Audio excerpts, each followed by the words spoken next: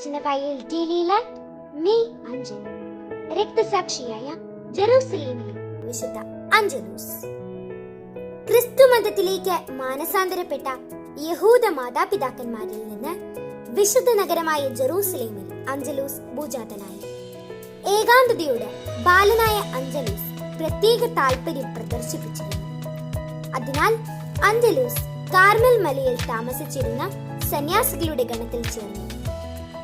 അന്ന് പ്രിയോരായിരുന്ന വിശുദ്ധ ബ്രുക്കാത്ത് കർമ്മലീത്ത സഭ സ്ഥാപിച്ചുവെന്ന് പറയാം. ജെറൂസലേമിലെ പേട്രിയാർക്ക് വിശുദ്ധ ആൽബർട്ട് പുതിയ സഭയ്ക്ക് വേണ്ട നിയമം എഴുതിയുണ്ടാക്കി.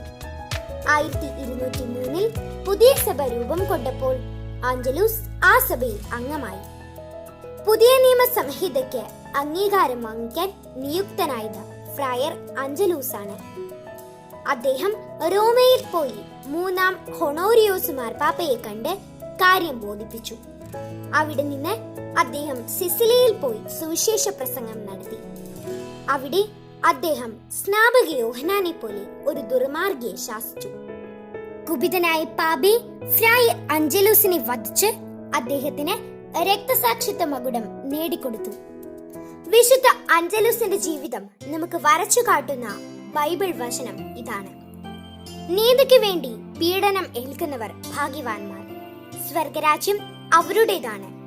മത്തായിയുടെ സുവിശേഷം 5-ാം അധ്യായം 10-ാം വാക്യം. ഹെരോദേസ് രാജാവിന്റെ ഒരു തെറ്റു തിരുത്തിയതിന് വിശുദ്ധ സ്നാപക യോഹന്നാന്റെ ശിരസ് ഛേദിക്കപ്പെട്ടു. നിന്ദനത്തെയോ ജീവാപായത്തെയോ ഭയന്ന് തെറ്റ് തെറ്റില്ലെന്ന് പറയുവാൻ നമുക്ക് ഇടവരാതിരിക്കട്ടെ. നമുക്ക് പ്രാർത്ഥിക്കാം.